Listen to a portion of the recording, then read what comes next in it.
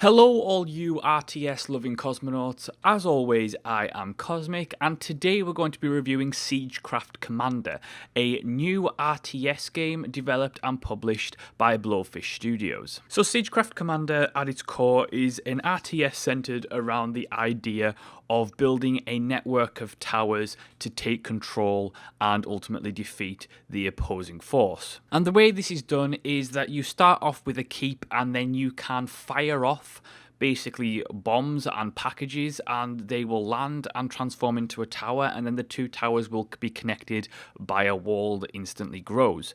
Now, there are multiple different buildings that you can create, such as an armory, and then from an armory you can spawn various buildings such as a ballista or a mortar, and then you also have garrisons which will then form a barracks, and then the barracks will periodically spawn units that you have no direct control over.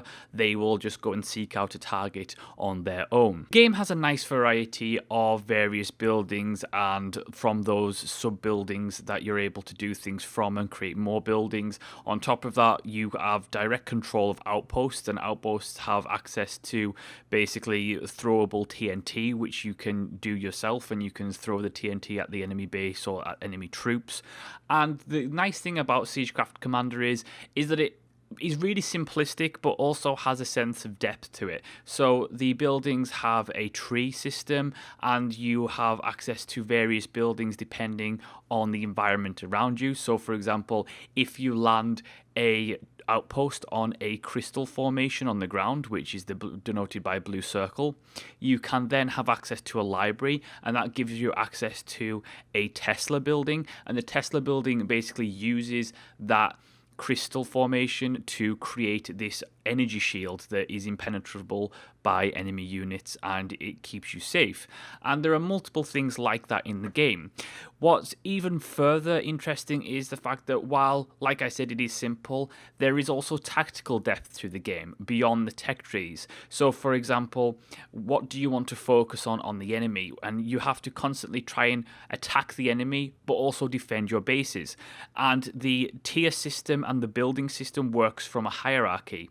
So for example, if you have an outpost that then connects to an armory, that then connects to a mortar or a ballista, and that ballista, for example, gets taken down by the enemy, none of the others buildings in the chain will get taken down.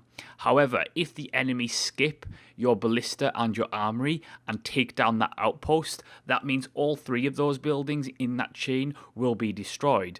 And it means that you're able, and the enemy is able, to create some impressive chain kills. Essentially, you're able to absolutely destroy an enemy's base by really pinpointing specific vital locations to take down in their chain. And it's a game that's ultimately surprisingly fun. And I have to say that the single player campaign, which you have two single player campaigns, you can play as the knights and you can play as the lizard people, that those are fairly interesting. They're not particularly engrossing or immersive. The story isn't that great, the writing isn't that great, but what they do a good job of is introducing you to the game mechanics and allowing you to develop your own tactics and your own strategies and your own building styles. But the real replayability and longevity of the game come from the multiplayer. And I was really impressed about the variety on offer in the multiplayer, because not only do you have the RTS action that the core of the game is built around, but they also offer a turn-based multiplayer option, which means you play the game exactly as you would in RTS, however, you play it turn by turn. Now, this dramatically slows down the pace of the game, which personally was not for me in this style of gameplay. However, I can certainly see its advantages, and it means that, you know, tactics are much more important than overall, you know, speed and skill. And it also means that it has a nice option for players who are going to be playing on the VR, because the game is VR friendly.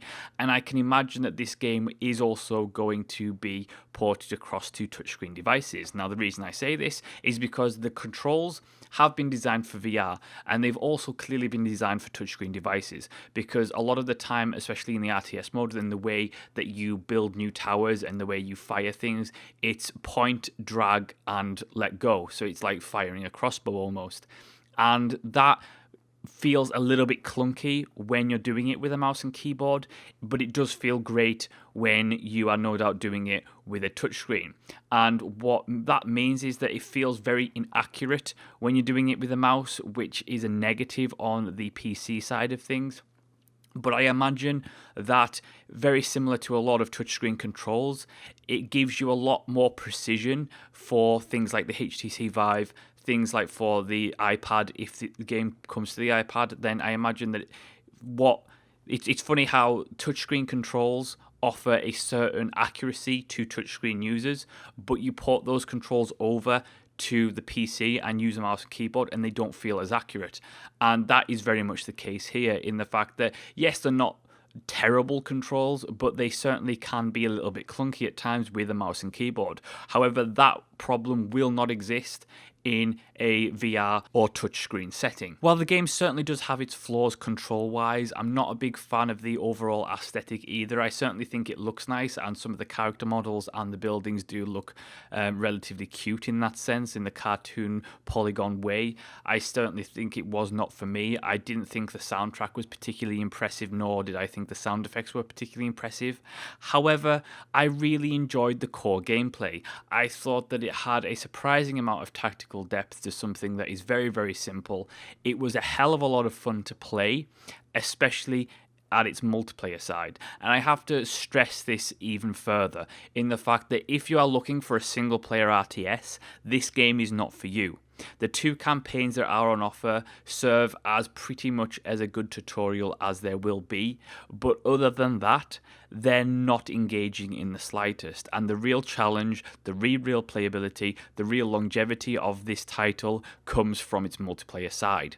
And it's certainly something that I will imagine will be a massive success, possibly on the Vive, but even further a massive success if it gets ported to iOS and mobile devices, because it's certainly got a market for it there.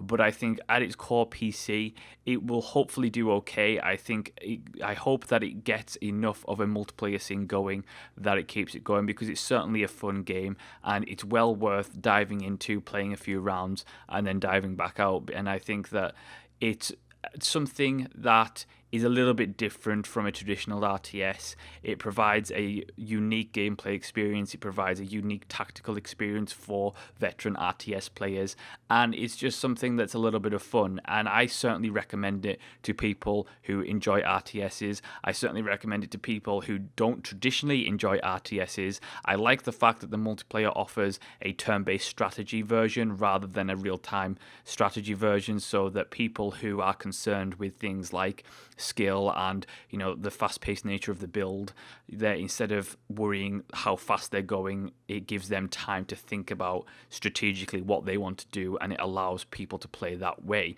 And I was really impressed that the developers put that in there, because I certainly think that helps it appeal to more people. So overall, I certainly recommend it to people if you are interested in it. It's one of those things where I would completely recommend it to everyone on an iOS device if they ever do put that on there, because I think it would be the perfect game for mobile tablets and the perfect multiplayer game for mobile tablets, because it could be so much fun on iOS and Android.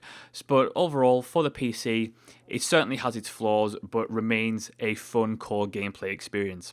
And that is my review of Siegecraft Commander. Thank you so much for watching and listening. If you enjoyed the video, please let me know in the comment section below. Please like, share the video social media, and if you haven't already, please subscribe. And as always, I will see you next time.